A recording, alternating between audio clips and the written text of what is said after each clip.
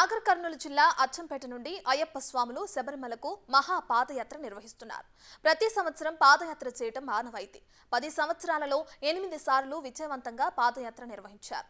ప్రతిరోజు ఉదయం 20 కిలోమీటర్లు, మధ్యాహ్నం భోజనం అనంతరం 20 కిలోమీటర్లు పాదయాత్రను నిర్వహించి 35 రోజులలో శబరిమల సన్నిధికి చేరుకుంటారు. యావత్ ప్రపంచానికి తెలియజేయడానికి అయ్యప్ప మాల ఏందనేది ఈ యొక్క పాదయాత్ర ద్వారా తెలియపరచడానికి కూడా కొంచెం కారణం. కొంతమంది స్వాములకు తెలియని వాళ్ళకు కూడా తెలిసేటట్టు ఈ 2014లో మా అచ్చంపేట ఉమ్మడి మామనార్ జిల్లా అచ్చంపేట నుండి శబరిమలకు పాదయాత్రగా వెళుతూ ఈ సంవత్సరంతో 8 సంవత్సరాలు పూనుకున్నది.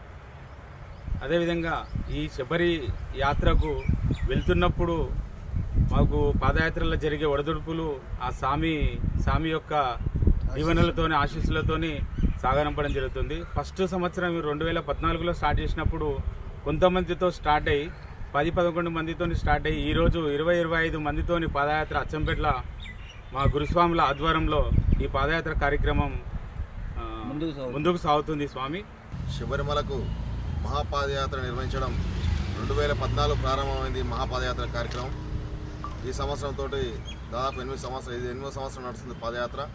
తెలంగాణ రాష్ట్రంలోనే హైదరాబాద్, కరీంనగర్ తర్వాత మహబూబ్నగర్ జిల్లాలో, ఉమ్మడి మహబూబ్నగర్ జిల్లాలో అచ్చంపేట నుంచే పాదయాత్ర ప్రారంభం అవుతుంది.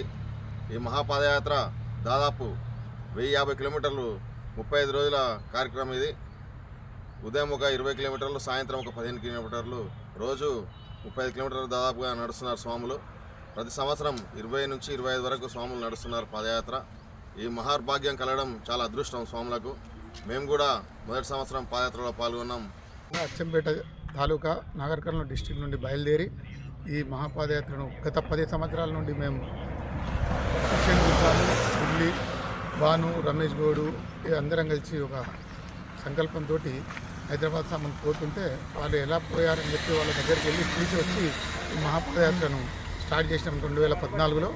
ఈ పాదయాత్రలో చాలా మా దగ్గర అభివృద్ధి ఏం తెలియదు మాకు, అయినా కానీ ఈ మహాపాదయాత్ర చేయాలనే సంకల్పంతో బాగా 1100 కిలోమీటర్లు దాదాపు ఈ అడవిలో నడుపుతూ ఈ స్వాములకు మాకు తెలియకుండా కాళ్ళ నొప్పులు, మోకాళ్ళ నొప్పులు, స్వాములకు చాలా నానా రకాల ఇబ్బందులు పడుతూ ఈ యాత్రను దిగ్విజయంగా కొనసాగిస్తున్నాం.